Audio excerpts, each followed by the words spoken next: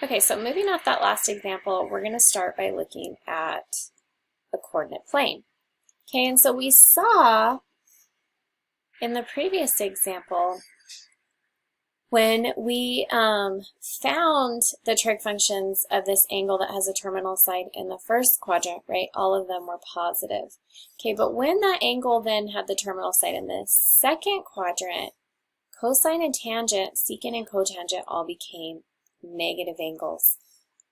Okay, so depending on which side or which quadrant your terminal side falls in is going to dictate the signs of your trig functions. Okay, so if we have the terminal side of an angle, okay, if it is between 0 and pi over 2, all of my trig functions, just like we saw in example 2, are going to be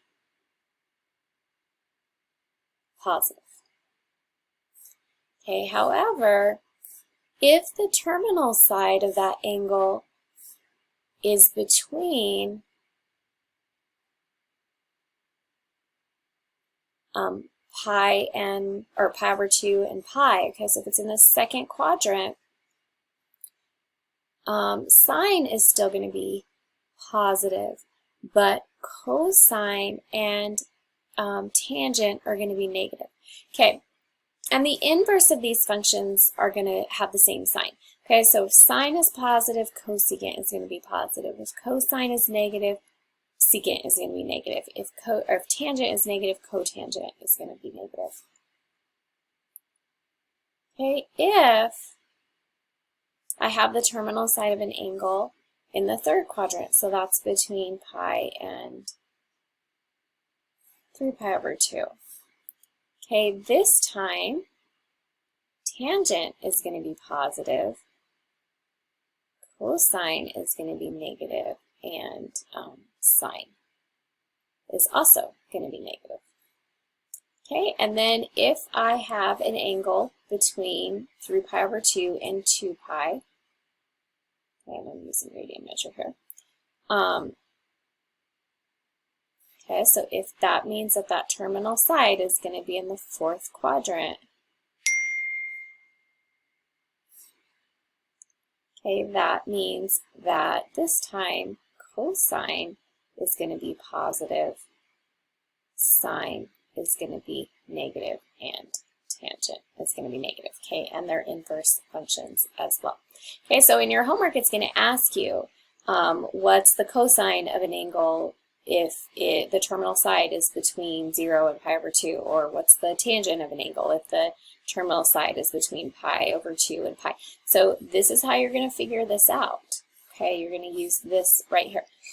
If you opened up that handout I gave you in Canvas, it is of the unit circle, it actually tells you up here which trig functions are positive and negative in each quadrant.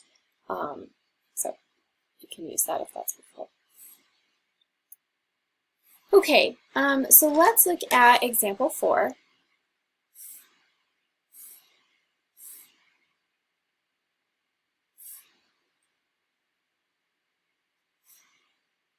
Okay, so example 4, we're going to evaluate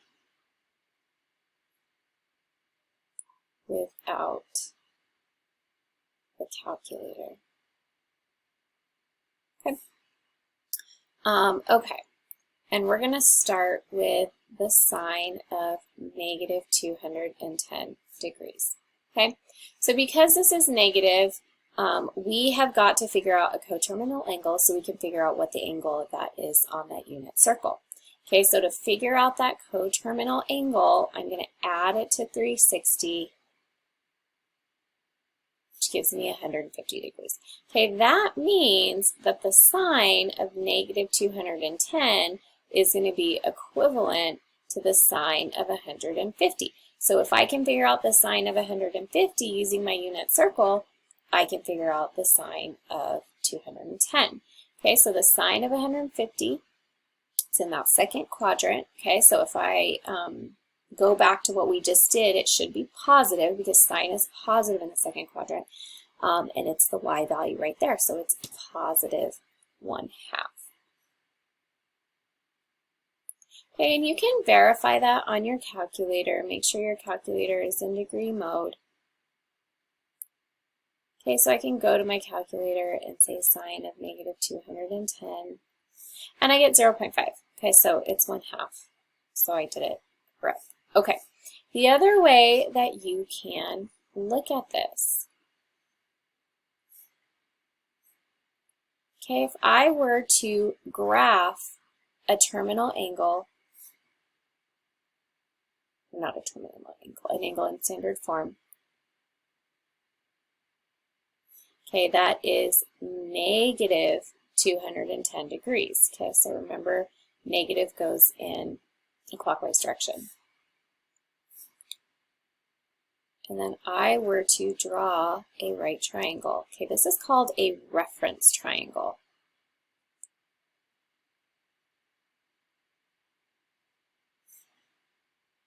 Okay, I know that from here to here is 180 degrees. So here to here, this little piece right here has to be a 30-degree triangle.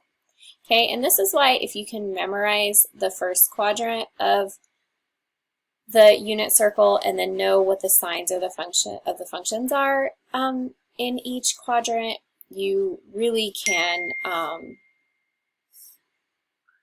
that's really all you need. Okay, so this is a 30-degree triangle, and if you remember from your unit circle, okay, the sine of 30 degrees is 1/2. Okay, so if I know that the sine of 30 degrees is 1/2, and this is in the second quadrant, so sine should be positive, I know that this is a positive 1/2. Okay, so like I said, if you really just memorize this first quadrant of your unit circle and know the signs of all the functions, you actually can figure everything out just from the first quadrant. Okay, so you can do it that way as well. That's called a reference triangle, using a reference angle. Okay, secant of negative 3 pi over 4. Okay, this is negative, so again, I need to find that reference angle.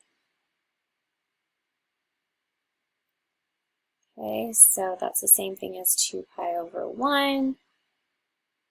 I'm adding with fractions, so I need common denominators.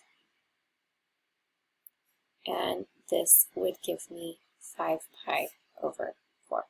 Okay, so that means that the secant of negative 3 pi over 4 is equal to the secant of 5 pi over 4.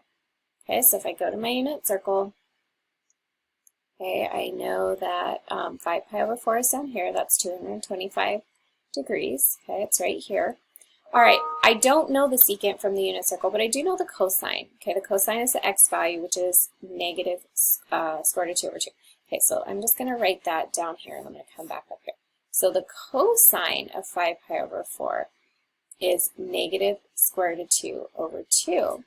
Okay, which means that the secant of 5 pi over 4, okay, is going to be the inverse of that.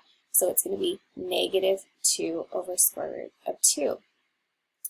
And we haven't really been rationalizing denominators too much, but we have when we're using the unit circle. Okay, so I do want you to rationalize the denominator here. Okay, negative 2 divided by 2 is 1, so this would be negative square root of 2. Okay, so the secant of negative 3 pi over 4 is negative square root of 2. You can verify that on your calculator. 1 divided by the cosine. Oops, I need to switch back to radian mode. Okay, 1 divided by cosine of negative 3 pi over 4.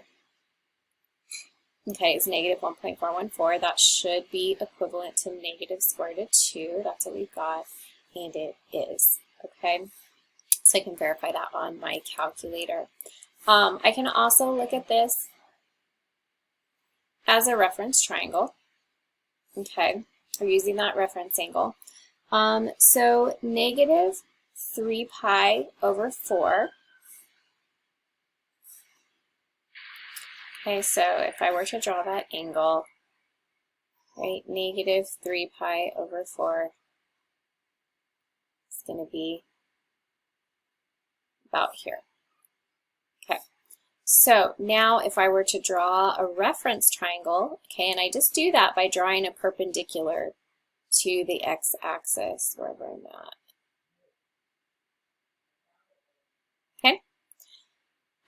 Okay, so here's my triangle. Remember that this is pi right here. So to get back up here, I already went 3 pi over 4, so I need to go pi over 4 more to get to pi.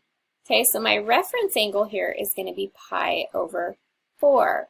Okay, so if I go to that first quadrant of my unit circle, write pi over 4, the cosine of pi over 4 is square root of 2 over 2. Okay, it's square root of 2 over 2. And so I'm going to write that, even though I know we're looking for secant, but I'm going to write cosine. Okay, so cosine is we're looking for cosine of pi over 4. That's in the first quadrant, that's square root of 2 over 2. But now we're in the third quadrant, and so that is negative. Okay, and then if I flip this over to find secant, okay, I'm just going to do what I did in the last example, right? And so that would be negative square root of 2. Okay, so that's how you do that one using that reference angle. Okay, last one, let's look at tangent of 14 pi over 3.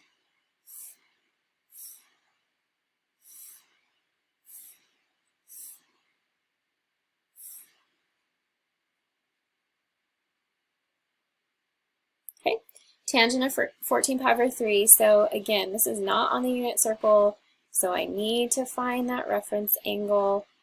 Okay, this one's positive, it's pretty big. So I'm going to subtract 2 pi. Same thing as subtracting 360. I'm working with fractions here, so I need to get common denominators.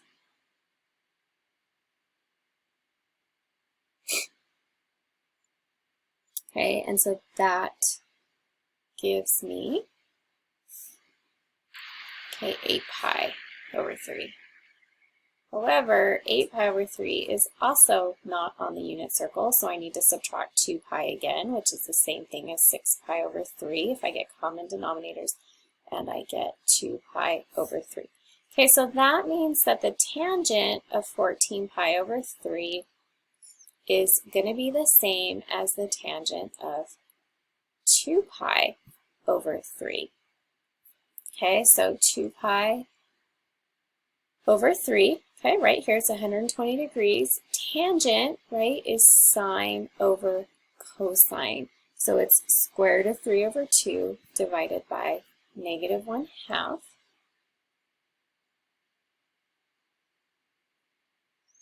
Okay, so to simplify that, I take the numerator and I multiply by the reciprocal of the denominator, and I get negative square root of 3. Okay, you can verify that on your calculator. You can also do that using a reference angle. I may run out of time here, but I'll at least show you how to set that reference angle up. Okay, so that would be, here's 2 pi over 3.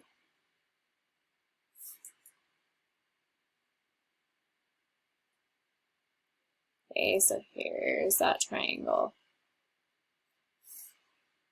This is pi, so I already went 2 pi over 3, so to get to pi, I need to go one more pi over 3. Okay, so this reference angle is pi over 3, so then I would need to find the tangent of pi over 3, okay, knowing that tangent in the second quadrant is negative, and then I can just make that negative.